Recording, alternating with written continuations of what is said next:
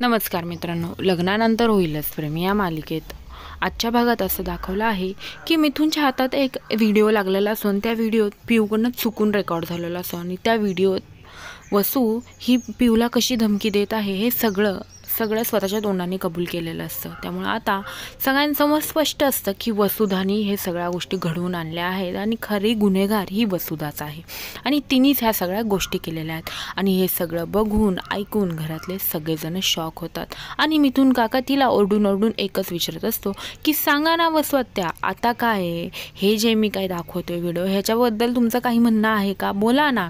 असं बोलल्यानंतर ना घरातले सगळेच जण शॉक असतात।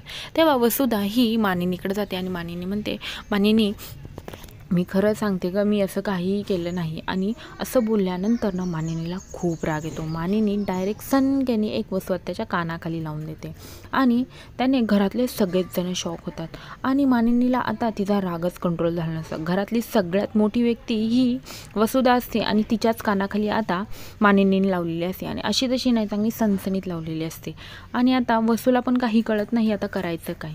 आणि तेव्हा तिला मानिनी म्हणत असते, आता तरी सांगा तुम्ही काय केलं आहे, आता तरी खोटं नका बोलू, इतक्या वेळ खोटं बोलला ते मान्य केलं पण आता का खोटं बोलताय। असं बोलून ती जाब विचारत असते वसूला आणि वसू गप्प असते आणि तिने तिच्या कानाखाली दिल्यामुळं ती एकदमच शॉक झालेली असते आणि इकडे मानिनी खूपच हर्ट झालेली असते।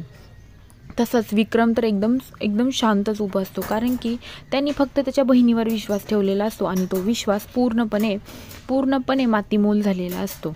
आणि काव्या तर इकडे खूपच चिडलेली असते आणि एकीकडे रम्याला पण खूप वाईट वाटत असतं, कारण की तिच्या आईचा आता सगळेच जण तिच्या आईला खूप सारं बोलत असतात। तेव्हा काव्या म्हणते, अजूनही आत्याबाई तुम्हाला बोलायचंच आहे का, तुमच्यामुळे आमचे आयुष्य बर्बाद झाले, तुम्हाला कळत नाही का तुम्ही काय केलं आहे ते। असं बोलल्यानंतर ती बोलते, मी आता तुम्हाला सोडणार नाही। असं बोलून काव्या ही आता वसवत्याचा गळा पकडते आणि ती काही केल्यास गळा सोडायलाच तयार नसते। आणि इकडे सगळेजण म्हणत असतात की काव्या तू असं काही करू नको, पण काव्याला एवढा राग आलेला असतो की काव्याला काही सुचतच नसतं।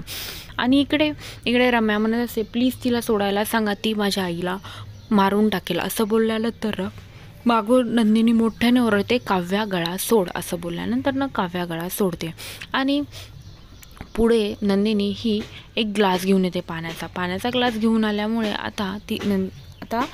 आता वसवत्याला वाटतं की तो ग्लास ती तिच्या तोंडावर मानेल, पण ती तो ग्लास तिला पिण्यासाठी आणलेला असतो। एवढा चांगुलपणा बघून घरातले सगळेजण शॉक असतात। ज्या व्यक्ती समोर माझी बहीण एवढी खराब वागली ती व्यक्ती तिच्या सांगते। तेव्हा आता इकडे विक्रम पण खूप चिडलेला असतो।